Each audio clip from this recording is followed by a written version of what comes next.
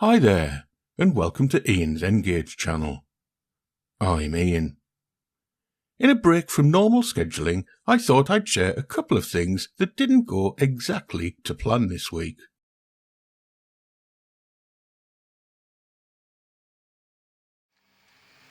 During my last new arrivals video, you may remember me showcasing a Mark I RTC coach amongst a set of intercity Mark IIIs, all being hauled by my dapple Class 50. I've always thought of the Class 50 as an excellent loco, always being a strong performer capable of hauling anything I've put behind it, and looking good in the process. It had been left out on track along with the coaches since I shot the footage you're watching now.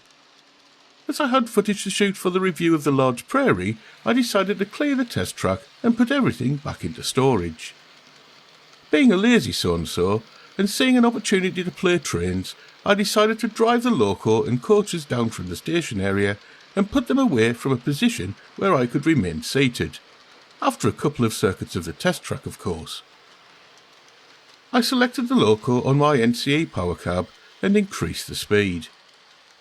And nothing. Of course, the loco was probably sitting on dirty track, as this area of the test track wasn't used very frequently. So I got up and gave it a nudge. And nothing. Instead of just picking everything up and putting it into stock boxes there and then, my need to play trains came to the fore, and I decided to clean the track. Track cleaning complete, I went back to my seat and tried again. And nothing. I wondered if my power cab had stopped working, so put the large prairie on track, but I could control that just fine. Maybe the decoder in the Class 50 had somehow been reset. So I tried the default decoder address. And nothing. Okay, so I don't know how, but maybe dirt had got into the mechanism and was preventing the pickups from doing their job. So I decided to check. Now this is where I made an assumption that I immediately regretted. I decided to remove the bogies, and had assumed that they would simply drop out after some wiggling about, as they did with other dapple diesel locos such as their Class 27 and Class 33. Unfortunately, what actually happened when I began to wiggle the bogie was that it fell apart, and because I wasn't expecting it, parts went everywhere, maybe never to be seen again. I eventually found the 3 wheel sets and the bogie side frame, but don't have a clue if anything else dropped out. Thankfully, the part of the bogie containing the pickups remained intact, and was still attached to the loco. I'm now stuck because I don't seem to be able to reassemble the bogie. It looks like it should be simple, but the parts don't seem to want to fit together and click into place. Despite the loco having the best manual of any loco I've ever purchased, and yes, it's not a simple instruction sheet, but a 25-page manual, but it doesn't explain how the component parts of the bogie fit together, and it's not clear whether I've lost any parts or not. I'm now also beginning to think that the power problem had nothing to do with dirt, as the loco has all-wheel pickup, and it's unlikely that every single pickup point would have failed. In fact, after thinking about it some more, it's much more likely to be a blown decoder. I'm not sure how I can test that yet, although maybe converting it back to DC running would be a good starting point. Anyway, please let me know if you have any thoughts on what the problem could be, or how to reassemble the bogie.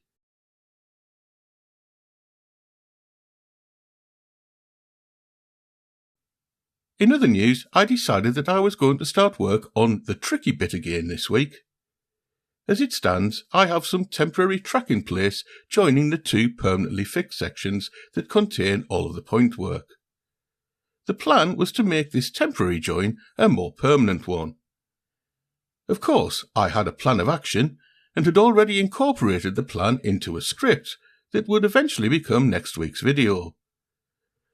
Unfortunately, a cardboard box intervened with these plans. I'd recently purchased a new chair for my living room, and it had turned up in a rather large box. After removing the chair, I decided that I was going to cut this up using a Stanley knife and dispose of the pieces in the recycling bin.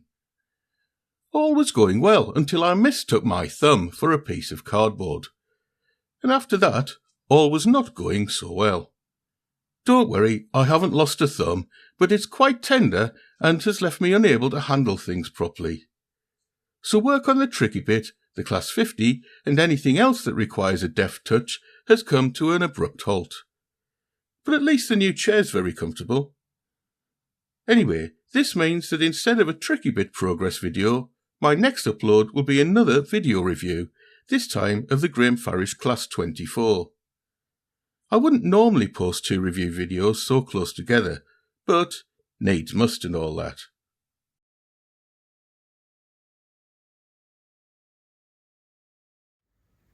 OK, with the Class 50 out of action, here's a short running session featuring some other BR Blue locos.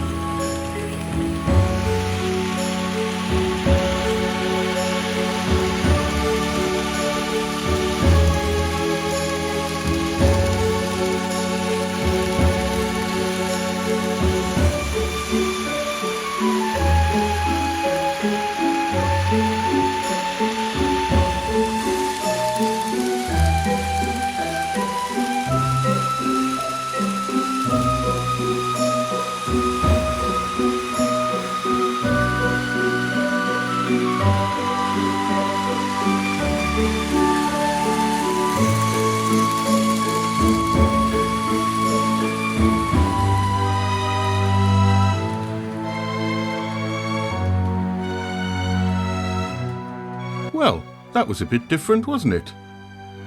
If anyone has any advice on how to put the Class 50 bogie back together, or how to solve the power issue, it would be most welcome.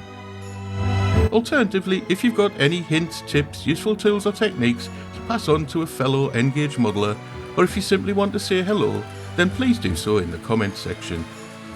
Anything and everything you've got to say will be greatly appreciated. In the meantime, thanks ever so much for watching. Hopefully I'll have another update soon. Bye.